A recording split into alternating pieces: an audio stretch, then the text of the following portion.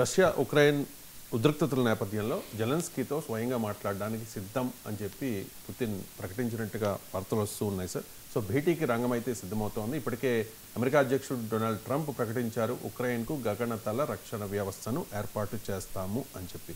So Russia Ukraine యుద్ధం ఆగడానికి అడుగులు పడుతూ ఉన్నాయని అనుకోవాలంటారు. అంటే ఈ అడుగులు ఒక్కడుగు ముందుకు పడితే రెండు అడుగులు వెనక్కి పడే ప్రమాదం కూడా ఉంటుంది. ఎందుకంటే ఇది మన పరమపద సోపాన పటమని మనం ఆడుతుంటాం చూడండి, వైకుంఠ బాలి. సో ఎక్కడ నిచ్చెన ఉంటుందో తెలియదు, ఎక్కడ పాము ఉంటుందో తెలియదు. సో అందువల్ల ఉక్రెయిన్ సిచ్యువేషన్ కూడా దాదాపు అట్లాంటి కాంప్లెక్స్ సిచ్యువేషన్. బట్ డెఫినెట్గా కొన్ని అడుగులు ముందుకు పడ్డాయి. ఒకటి, ట్రంప్ పుటిన్ కలిశారు. ఇప్పుడు పుటిన్ జెలెన్స్కీ కలుస్తున్నాడు. అది సక్సెస్ అయితే నెక్స్ట్ ట్రైలేటరల్ ఉంటుంది. పుటిన్ జెలెన్స్కీలతో పాటు ట్రంప్ కలుస్తాడు. అది కలిస్తే క్వాడ్రిలేటరల్ అవుతుంది. యూరోపియన్ లీడర్లు కూడా కలుస్తారు. అందువల్ల డిప్లొమాటిక్ పాత్వేలో క్లియర్గా ఒక డిసిసివ్ ముందడుగు పడింది. ఇది మొదటిది. రెండవది ఇష్యూస్ ఏంటి అన్నప్పుడు మీకు పోస్ట్ వార్ సెక్యూరిటీ ఏంటి, యుద్ధం ఆపుతాం కరెక్టే, మళ్ళీ రష్యా మా పైన అటాక్ చేయదన్న గ్యారంటీ ఏంటి అనేది ఉక్రెయిన్ వాదన. ఎందుకంటే 90s రెండు అగ్రిమెంట్లు ఉన్నాయి, బుదాపెస్ట్ మెమరాండం అని, ఇలా రెండు అగ్రిమెంట్లు ఉన్నాయి. ఈ రెండు అగ్రిమెంట్ల ఆధారంగా మీకు ఈవెన్ అణ్వాయుధాలని కూడా ఉక్రెయిన్ వదిలేసింది. సోవియట్ కాలపు అణ్వాయుధాలు రష్యాలో ఉండేవి, ఉక్రెయిన్లో ఉండేవి. ఉక్రెయిన్కు భద్రత కల్పిస్తామని అటు రష్యా ఇటు పశ్చిమ దేశాలు హామీ ఇచ్చాక ఉక్రెయిన్ స్వచ్ఛందంగా అణ్వాయుధాలు వదులుకుంది. ఇవాళ ఉక్రెయిన్ పరిస్థితి ఏంటి, దిక్కులేని స్థితికి వచ్చింది. అందువల్ల ఉక్రెయిన్ కన్సర్న్ ఏంటంటే మా సెక్యూరిటీ ఏంటి అని. దీన్ని కూడా పుటిన్ యాక్సెప్ట్ చేశాడు. మీకు అలాస్కాలో జరిగిన మీటింగ్లో క్లియర్గా పుటిన్ మా Russian security concerns, fundamental concerns address చేయకుండా యుద్ధం ఆగదు. అదే సమయంలో ప్రెసిడెంట్ ట్రంప్ ఉక్రెయిన్ సెక్యూరిటీ గురించి ప్రస్తావించాడు. మేము దానికి కూడా వే అవుట్ మార్గాన్ని చూపెడతామన్నాడు. సో అందువల్ల in principle post war Ukraine సెక్యూరిటీకి కూడా పుటిన్ పాజిటివ్గా రెస్పాండ్ అయ్యాడు. అదొక పాజిటివ్ డెవలప్మెంట్. కానీ devil lies in the details అంటారు, అంటే దయ్యాలు వివరాల్లో ఉంటాయని. ఇన్ ప్రిన్సిపల్ ఉక్రెయిన్ సెక్యూరిటీ కూడా వి అప్రిషియేట్ అన్నాడు పుతిన్. కానీ ఎలా ఉక్రెయిన్ సెక్యూరిటీ కల్పించాలన్నది ఇక్కడ వివాదము. ఇక్కడ ఇటీవల స్టీవ్ విట్కాఫ్ అంటే ట్రంప్ ప్రతినిధి ఏమన్నాడంటే ఆర్టికల్ 5 తరహా నాటో సెక్యూరిటీస్ కల్పిస్తాం అని ఒక మాట చెప్పాడు. Article 5 of NATO, North Atlantic Treaty Organization ఏం చెప్తుందంటే ఒక నాటోలోని ఒక సభ్య దేశం పైన దాడి జరిగితే మిగతా దేశాలన్నీ కూడా తమపైనే దాడి జరిగినట్టుగా భావిస్తాయి. If any one member of NATO is attack, all other members will consider it as an attack on them. మీరు ఆర్టికల్ 5 ఆఫ్ నాటో అంటే గూగుల్లో వస్తుంది, చూడొచ్చు.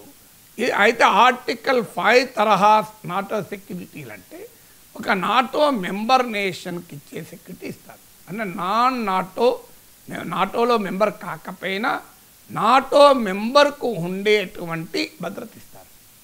ఇది అమెరికా అంటోంది. కానీ దీనికి పుటిన్ అంగీకరిస్తాడు అనేది క్వశ్చన్. ఎందుకంటే ఉక్రెయిన్లో నాటో బలగాలున్నా, ఉక్రెయిన్లో వెస్ట్రన్ ఫోర్సెస్ ఉంటే ఇది తమకు ప్రమాదము ఎన్నటికైనా అని రష్యా వాదన. అందుకొరకు ఉక్రెయిన్ న్యూట్రల్ కంట్రీగా ఉండాలి, ఉక్రెయిన్ డీమిలిటరైజ్ కావాలని పుటిన్ చెప్తున్నాడు.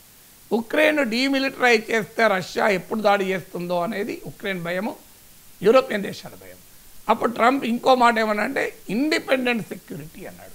నాటో తరహా సెక్యూరిటీ ఉండదు, అమెరికా కావచ్చు, కొన్ని యూరోపియన్ కంట్రీస్ కావచ్చు, తమంతట తాముగా కొంత భద్రత కల్పిస్తారని. సో దానికి ఉక్రెయిన్ అంగీకరించలేదు. మాకు ఇది గ్యారంటీ కాదు, రేపు ఇలా కొన్ని కంట్రీస్ భద్రత కల్పిస్తారే మళ్ళీ విడ్రా అయితే ఎట్లా అంటున్నాడు. అందుకే ఉక్రెయిన్ అంటున్నాడు ఒక నమ్మదగిన, విశ్వసనీయమైన, బలమైన భద్రత మాకు కావాలి, క్రెడిబుల్, ఫార్మిడబుల్ సెక్యూరిటీ గ్యారంటీలు కావాలని జెలెన్స్కీ అంటున్నాడు. దానికి ట్రంప్ అనేది ఏంటంటే మేము ఆయుధాలు అమ్ముతాం నాటోకు, యూరోప్ దేశాలు కొనుక్కోవాలి, ఆ ఆయుధాలు వెళ్ళి ఉక్రెయిన్కి ఇచ్చుకోండి అంటున్నాడు. అంటే పేరు మాత్రం అమెరికాకు కావాలి, డబ్బులు మాత్రం యూరోప్ చెల్లించాలి అని. ఎందుకంటే ట్రంప్ ఇది ట్రాన్సాక్షన్, నాకెంత అంటాడు దీంట్లో అయినా. సో ఇప్పుడు కొత్తగా ప్రతిపాదించింది అంటే మీరు అన్నట్టు ఎయిర్ సెక్యూరిటీ, గగనతల భద్రతను అమెరికా కల్పిస్తుంది, ఆ శక్తి అమెరికాకు మాత్రమే ఉంది అని చెప్తూ యూరోపియన్ బలగాలు మాత్రం గ్రౌండ్ పైన ఉంటాయి. అంటే బ్రిటన్, ఫ్రాన్స్, జర్మనీ దేశాలు they will have their boots on the ground అన్నాడు. అంటే వారు సైనికులు ఉంటారు. మరి దీనికి పుట్టిన అంగీకరిస్తాడా? ఎందుకంటే ఆకాశ మార్గాన అమెరికా ఉంటుంది, భూమిపైన యూరోప్ ఉంటుంది. మరి రష్యా దీన్ని అంగీకరిస్తాడా అనేది ఇప్పుడు ఒక నెక్స్ట్ క్వశ్చన్. అందువల్ల ఆ సెక్యూరిటీ ఉక్రెయిన్ సెక్యూరిటీ అనే ప్రిన్సిపుల్కు పుటిన్ అంగీకరించాడు, కానీ దాన్ని ఎలా ఇంప్లిమెంట్ చేయాలన్నది క్వశ్చనబుల్గా మారింది. అందువల్ల డెవిల్ లైస్ ఇన్ డీటెయిల్. తర్వాత నెక్స్ట్ ల్యాండ్ స్వాప్. ఇప్పుడు రష్యా 20% భూభాగాన్ని ఆక్రమించుకున్నది. ట్రంప్ ప్రతిపాదన ఏంటంటే డాంబాస్ రీజన్, డొనెట్స్క్, లుహాన్స్క్, ఈ డాంబాస్ ప్రాంతంలో 79% of the area already Russia ఆక్రమించుకుంది. ఓవరాల్ ఉక్రెయిన్ భూభాగంలో 20% రష్యా ఆక్రమించుకుంది. ఇది కాక జప్రోషియా, కర్సాన్ అనే ప్రాంతాల్లో కూడా కొంత ఆక్రమణలు ఉన్నాయి. ఇప్పుడు ట్రంప్ ప్రతిపాదన ఏంటంటే డాంబాస్ రీజన్ వదిలేయండి, ఇది రష్యన్ స్పీకింగ్, రష్యన్ కల్చర్ ప్రభావం ఉన్న ప్రాంతాలు. క్రిమియాను వదిలేయండి, క్రిమియా 2014లోనే రష్యా ఆక్రమించుకుంది. ఇక జప్రోసియా, కర్సాన్ ప్రాంతంలో కొంత రష్యా కూడా వదిలేస్తుంది, వెనక్కి వస్తుంది. ఇది ల్యాండ్ స్టాప్ అంటే అల్టిమేట్గా ఏంటి, ల్యాండ్ ఫర్ పీస్. ట్రంప్ వాదన ఏంటంటే యుద్ధ భూమిలో గెలిచే పరిస్థితి లేదు. Russia is a powerful nation, Ukraine is a week nation. Russia ఈ 10 times బిగ్గర్ దెన్ ఉక్రెయిన్. ఆ బైడెన్కు పని లేక యుద్ధాన్ని ఎలో చేశాడు. నేనైతే ప్రెసిడెంట్ ఉంటే యుద్ధమే జరగకపోవు. ఉక్రెయిన్కు అనవసరంగా రష్యాతో పెట్టుకుంది, ఇప్పుడు అనుభవిస్తోంది. రియాలిటీ, గ్రౌండ్ రియాలిటీ ఏంటి? బ్యాటిల్ ఫీల్డ్లో రష్యా సుపీరియారిటీ ఉంది. అమెరికా, యూరప్లు పూర్తి స్థాయిలో వచ్చి ఉక్రెయిన్కు మద్దతుగా నిలబడితే అది మరో ప్రపంచ యుద్ధమే అవుతుంది. సో మరి ఏం చేయాలి? రష్యా ఇంటలేదు. అందువల్ల మీరు ఆ ల్యాండ్ ఇచ్చేయండి, ఇకనైనా ఉక్రెయిన్ ఇప్పుడు 20% ల్యాండ్ పోయిందని బాధపడితే మొత్తం 90% పోతుంది కదా. మనకు డాక్టర్లు చెప్తారు చూడు, మోకాలికి పుండు అయింది, మీరు కాలు నరికేయాలి అంటే, అమ్మో కాలు నరికేయడం, కాలు నరికేస్తే ప్రాణమే పోతుంది. ఇది ట్రంప్ చెప్తున్నాడు. ఇప్పుడు నీకు వదులుకుంటే 20% వదులుకో, పీస్ వస్తుంది, లేదంటే 100% రష్యా వాడు ఆక్రమించేస్తాడు అని బెదిరిస్తున్నాడు. సో ఇప్పుడు ఉక్రెయిన్ పరిస్థితి ఏంటి? అమెరికా మద్దతు ఇవ్వకపోతే ఉక్రెయిన్ నిలబడలేదు, యూరోప్ ఒకటే మద్దతు ఇస్తే సరిపోదు, ట్రంప్ మద్దతు ఇవ్వడానికి రెడీగా లేడు. అందువల్ల బహుశా ల్యాండ్ స్టాప్ కూడా అంటే యొక్క సెక్యూరిటీ కనుక గ్యారంటీ ఉంటే భవిష్యత్ భద్రతకు బహుశా కొంత భూమి వదులుకోవడానికి కూడా జెలెన్స్కీ సిద్ధపడతాడా అనేది క్వశ్చన్. తర్వాత జెలెన్స్కీ ఎవడు అని పుటిన్ అడుగుతున్నాడు. ఇక్కడ అక్కడ పార్లమెంట్ టర్మ్ అయిపోయింది, ప్రెసిడెంట్ టర్మ్ అయిపోయింది. So Zelensky is an illegitimate leader. So ఆయన రేపు ఈయన సంతకం పెడతాడు, రేపు ఇంకోటి వస్తాడు, అప్పుడు ఎవడు గ్యారంటీ? అందుకొరకు నాకు జెలెన్స్కీ కాదు, అమెరికా, యూరోప్లు నిలబడాలని పుటిన్ అంటున్నాడు.